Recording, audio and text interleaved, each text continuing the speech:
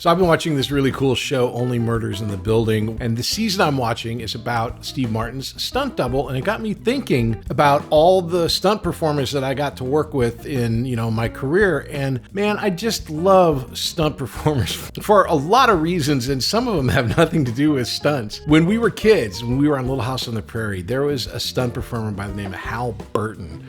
And Hal was Michael Landon's stunt double on Little House, and often he would be dressed up in whatever Michael Landon was dressed up in. So half the time I'm running up to say something to Michael, I'd tap him on the shoulder and it would be Hal Burton. And the great thing about the 70s was we were in an adult's world. So it wasn't like we were treated differently than adults. We were kind of let in. So the stunt guys on Little House taught me how to play poker. And the poker with the dollar bills where you get, you play with the serial numbers.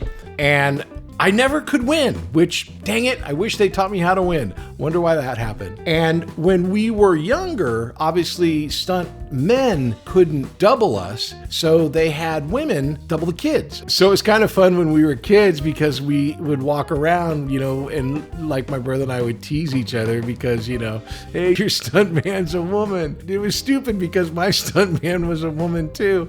It was just, we were dumb kids. And then later on, when I was in the TV show Jag, we had a stunt coordinator by the name of Diamond Farnsworth. Now, I don't know if there is a better name for a stunt man than Diamond Farnsworth. So Diamond was this really great guy. Dad was a stuntman, cowboy, and an actor. His dad was Richard Farnsworth. Totally would recognize him. And Diamond was Scott Bakula's guy. He was the stunt coordinator on all of Scott Bakula's shows. And he was the stunt coordinator on Jag, right? He's a really smart guy. And he told me one thing, because as money started rolling in from Jag over the couple of seasons, different people would get different cars and the cars would get nicer. And one guy was buying lots of cars. And he told Diamond, he goes, hey, I got myself another Mustang. And he goes, oh, that's great. And he walks away and he goes, what an idiot. And I go, what are you talking about? I mean, he can afford it. He can buy a car. He goes, son, you can buy anything you want. It's insuring all the cars that you're going to run into a problem. And sure enough, the guy started selling off this car collection as the series started rolling down because the insurance bill on all these cars was just astronomical.